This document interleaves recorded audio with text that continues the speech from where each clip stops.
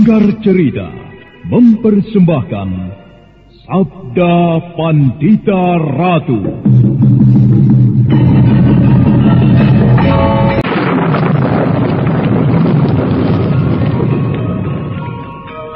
Sabda Pandita Ratu. Naskah ditulis oleh Pondra Swasti Langit, diolah oleh Agung Bahrodi, didukung oleh artis-artis terkemuka Ferry Fadli, Eli Ermawati, M. Abud, Ivone Rose, dan lain-lain. Teknik dan montase Ibing Arifin, dengan sutradara Dian Pertiwi. Sabda Pandita Ratu. Kali ini dalam episode ke-19 dengan judul Purwakala Pangeran Pati.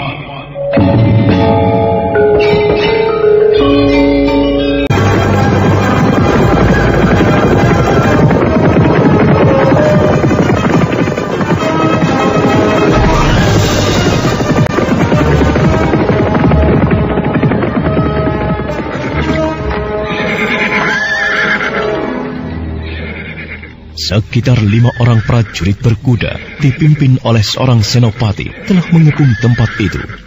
Senopati dan para prajuritnya berloncatan turun dari kuda dan segera mengepung membentuk lingkaran. Pedang-pedang telah dicabut. Ki Delung ketakutan sekali.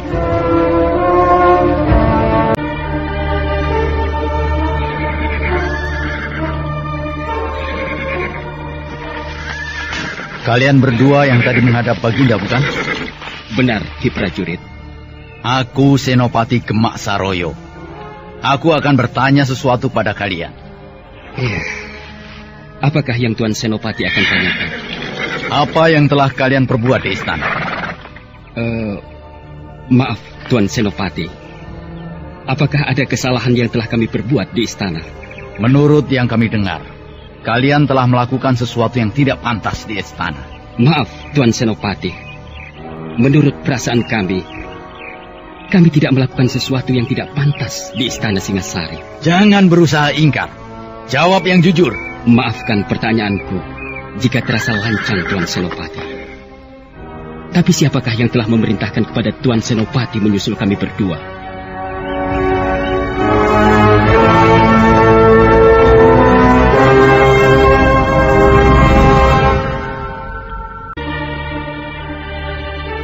Aku ulangi pertanyaan keponakanku, Tuan Senopati.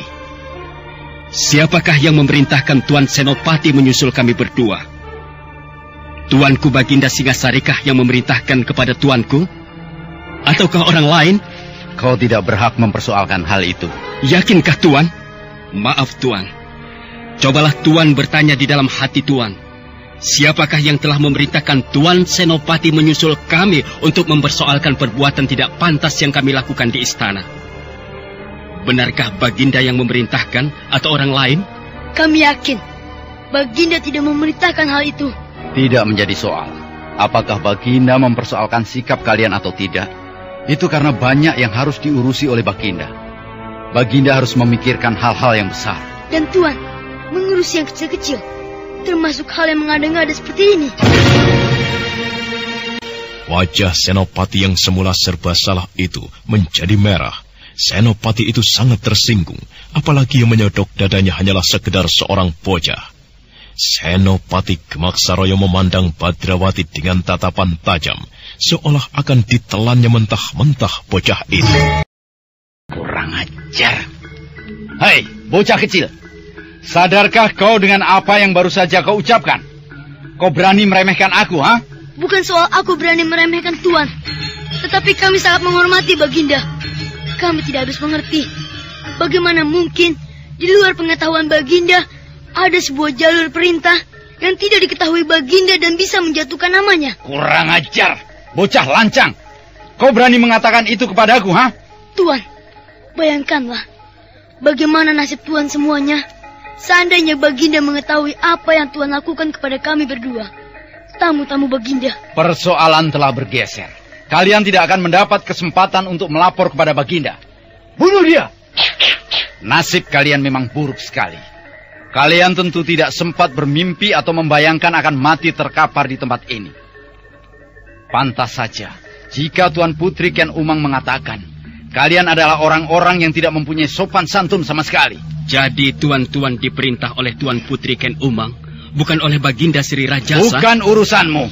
Sebaiknya Tuan Senopati dan tuan-tuan prajurit mempertimbangkan sekali lagi sebelum bertindak gegabah.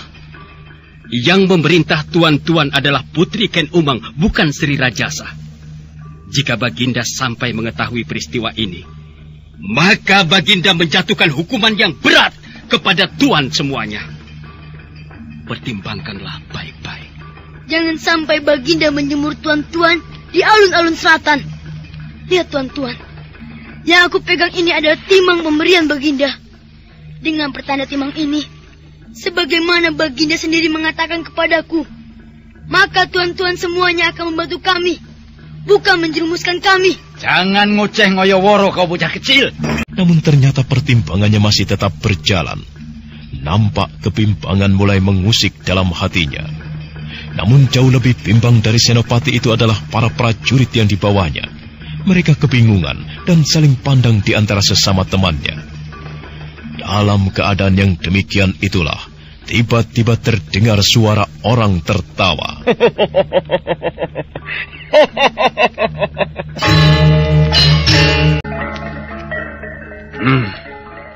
Benar-benar sebuah tontonan yang menarik sekali. Membuatku gatal dan tidak tahan untuk tidak ikut campur. Tuan Senopati, menilik pakaian yang Tuan kenakan, Tuan tentu berpangkat Senopati. Izinkanlah hamba untuk membantu Tuan memberikan pelajaran kepada kedua orang sombong itu. Kalau perlu dengan izin Tuan, aku akan membunuhnya. Siapa kau? Siapa aku itu tidak penting bagi Tuan. Yang lebih penting, aku bisa mewakili Tuan untuk memberikan pelajaran kepada dua orang sombong yang berani berbuat kurang ajar di Istana Singasari. Nah, Lare Angen dan Padrawati, bersiaplah.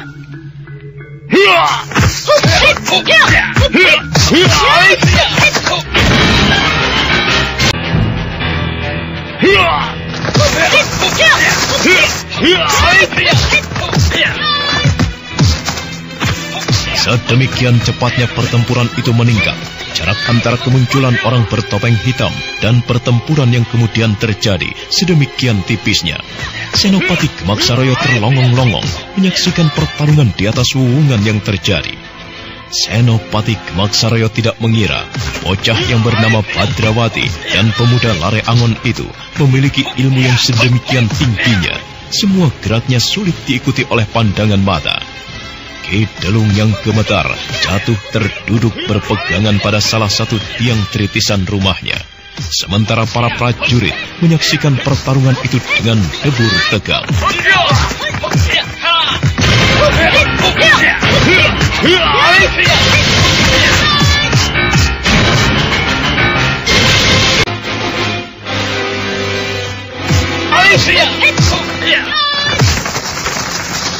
Ketiga orang yang bertarung itu berkelebat turun lagi ke tanah, dan tiba-tiba pertarungan berhenti. Cukup Badrawati, Lare Angon. Kalian berdua memang orang-orang yang luar biasa. Baginda. Orang berkerudung hitam itu telah membuka kain penutup wajahnya. Senopati Gemaksaroyo menjadi pucat pias saat mengetahui orang itu ternyata Baginda Sri Rajasa. Demikian pula dengan para prajuritnya. Serentak mereka merasakan wajah mereka seperti menebal. Baginda. Senopati Gemaksaroyo. Ampun tuanku.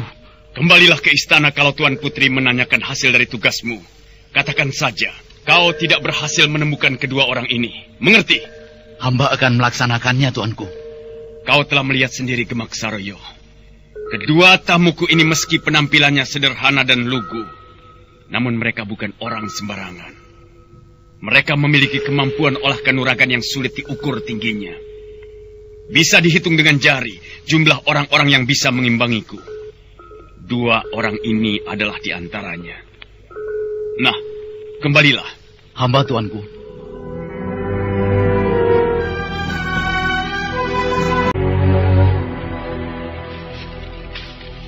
Angon dan Badrawati. Hamba tuanku. Sebenarnya lah Ken Arok hanyalah manusia biasa. Aku bukan manusia yang terbuat dari jenis yang tidak merasa bersalah. Aku meminta maaf kepada kalian atas perlakuan yang tidak begitu menyenangkan ini. Tuanku. Bagaimana Lare Angon? Tuanku tidak seharusnya meminta maaf. Tuanku tidak layak melakukan hal itu. Lagi pula tuanku tidak bersalah. Itulah yang justru salah, Lare Angon. Kekeliruan Baginda Kertajaya yang kemudian dimusuhi oleh sebagian besar para Brahmana dan pendeta adalah karena keangkuhannya.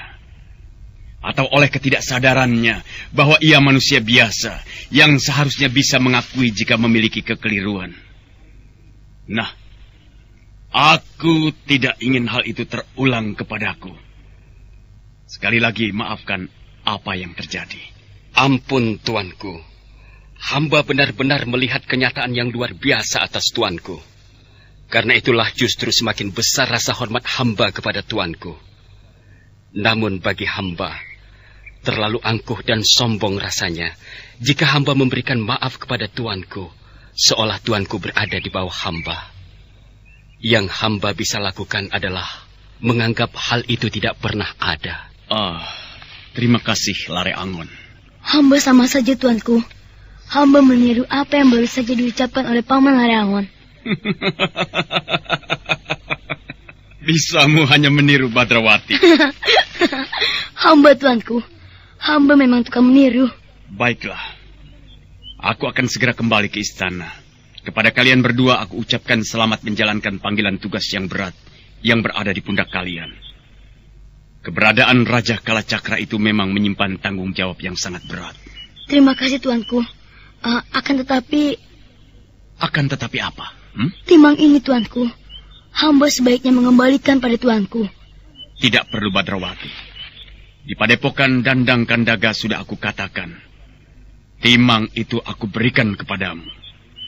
Dan aku telah menjanjikan kepada Lare Angon untuk memberikan sebuah tanda kenang-kenangan. Nah, Lare Angon, terimalah ini. Ini adalah sebuah lencana. Pertahankan benda itu sebaik-baiknya. Hamba, tuanku. Hamba tidak bisa mengatakan kalimat apa yang harus hamba pergunakan untuk mengucapkan betapa besar rasa terima kasih hamba kepada tuanku Baginda. Nah, aku harus kembali. Ken Arok yang bergelar Sri Raja Sabatara Sang Amurwa Bumi berjalan ke arah kegelapan untuk kemudian bayangannya lenyap sama sekali. Lare Angon memperhatikan sebuah lencana yang terbuat dari emas yang baru saja diterimanya dari Baginda. Lencana itu diperhatikannya dengan seksama dan dengan penuh kekaguman. Lencana itu benar-benar sebuah benda yang mahal harganya.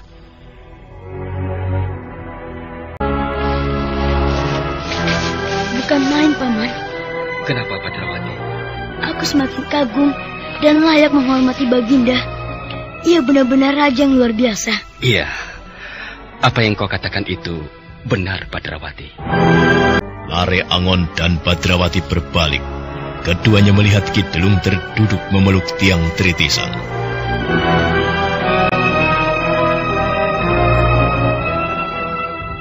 Kenapa denganmu, Ki Delung?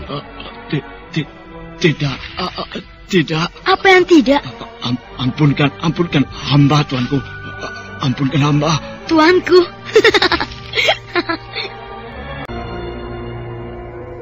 Badrawati tertawa bergelak-gelak ketika Ki Delung memanggilnya tuanku.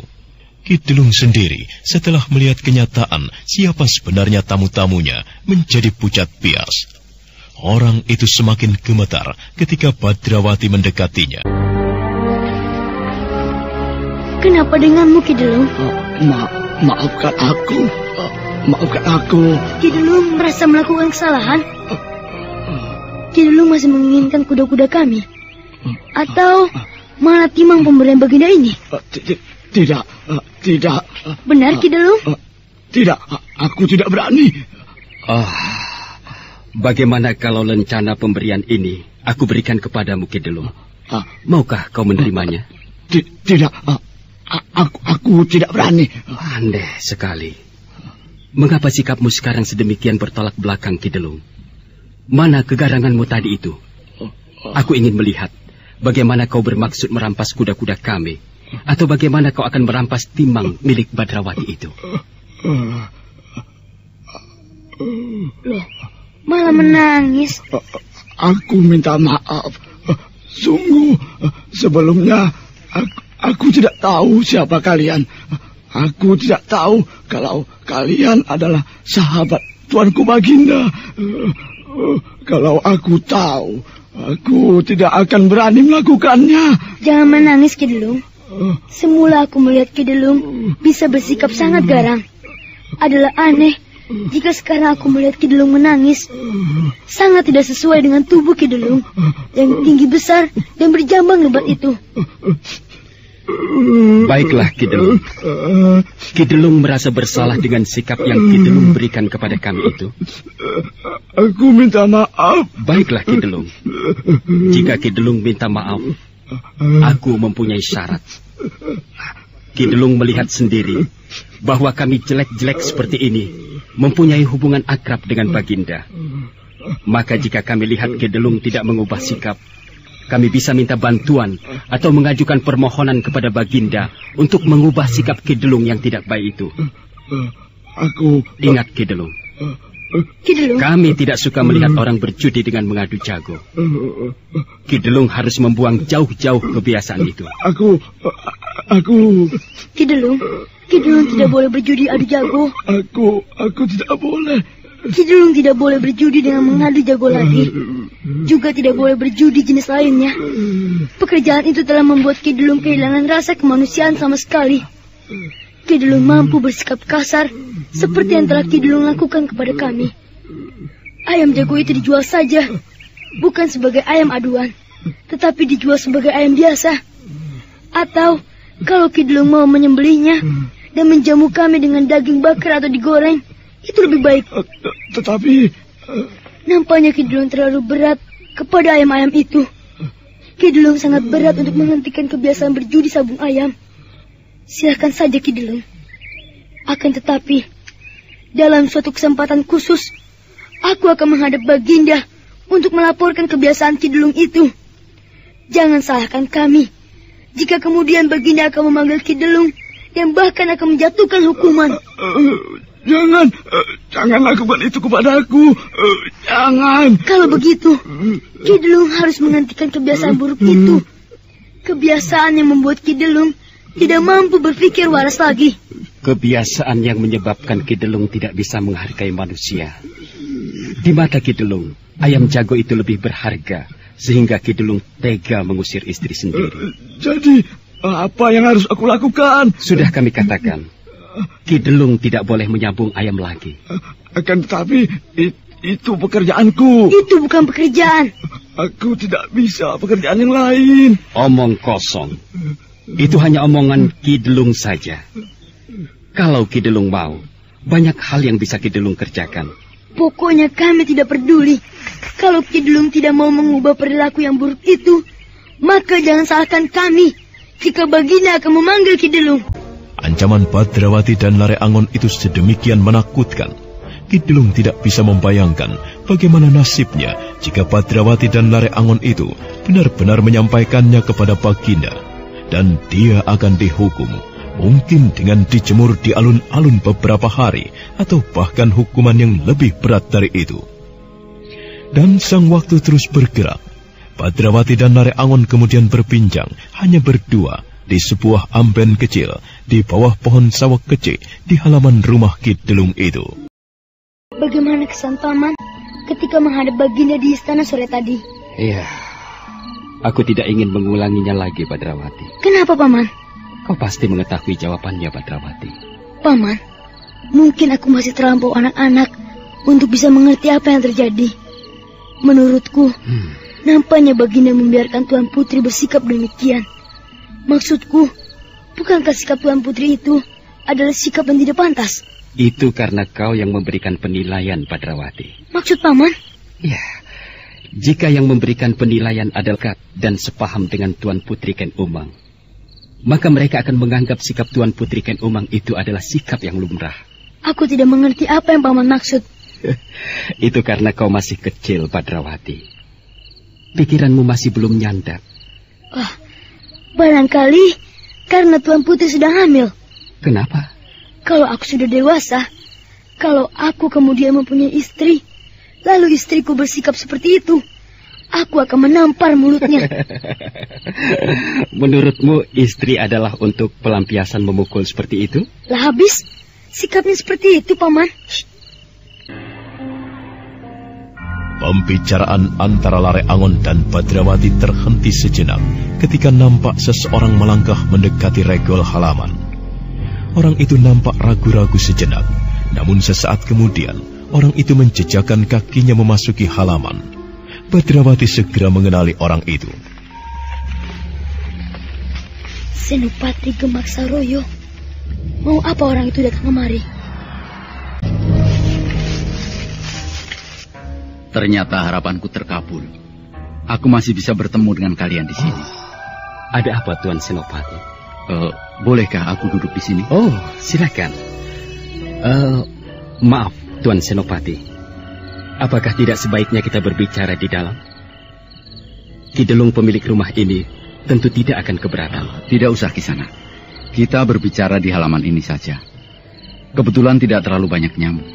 Kita berbicara sambil menikmati bintang-bintang yang kemerlapan dan bertaburan di langit. Kalau begitu, monggo, silakan. Senopati Gemak Saroyo kemudian duduk di dingklik di bawah pohon sawak kecil di halaman rumah Kidelung itu. Beberapa saat lamanya suasana terasa hening karena Senopati belum juga mengutarakan keperluannya.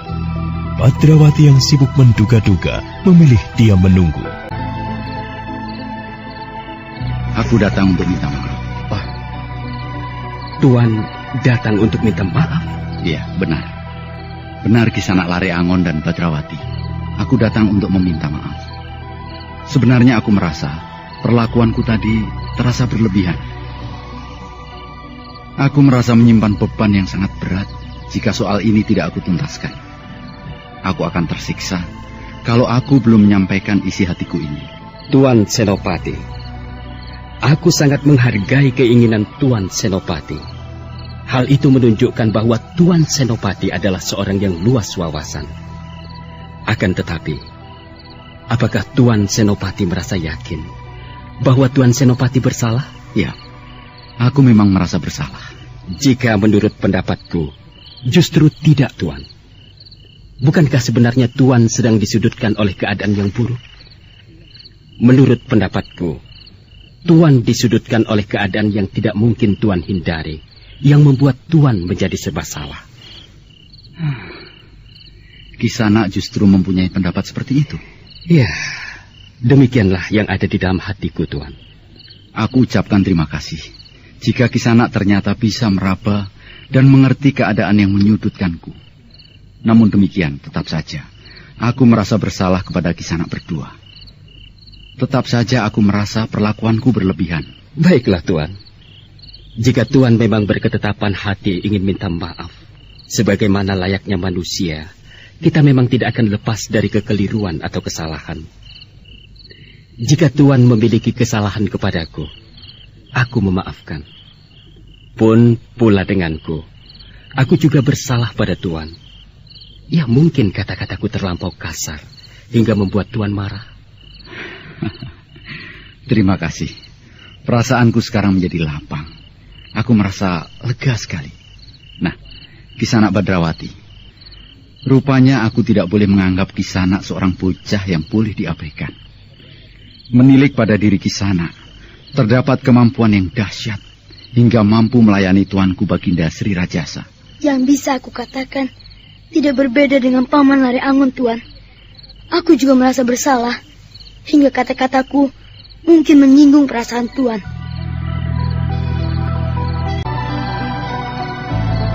Demikianlah keadaannya. Dan seringkali aku disudutkan oleh keadaan yang serba salah. Perintah Tuan Putri Ken Umang yang di luar pengetahuan Baginda, ada kalanya memang tidak masuk akal. Jadi apa yang tadi Tuan lakukan itu adalah tanpa sepengetahuan Baginda? Ya, benar. Mengapa Baginda membiarkan tindakan-tindakan istrinya yang bisa seperti itu, Tuan Senopati?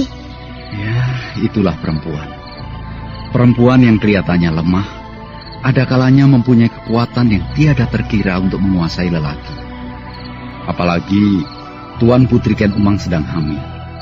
Nampaknya Baginda terlampau menjaga istrinya, sehingga sepak terjangnya dibiarkan saja. Lare Angon dan Badrawati termangu, mencoba membayangkan bagaimana sebenarnya keadaan di dalam istana, bagaimana sebenarnya sikap istri kedua Raja Singasari itu. Apa yang dilakukan oleh Ken Umang di ruang Sebo meninggalkan kesan yang sangat mendalam di hati Badrawati dan Lare Angon.